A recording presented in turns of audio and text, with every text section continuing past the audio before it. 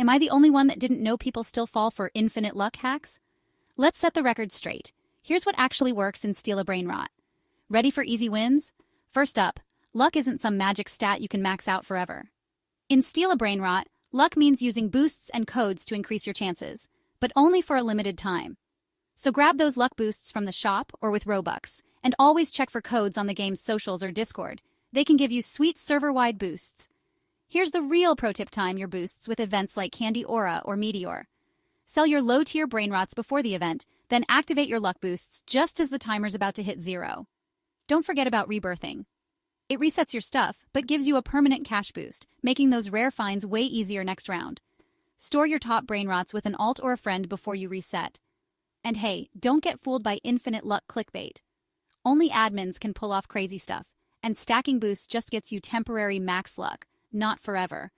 Now get out there and flex those rare brain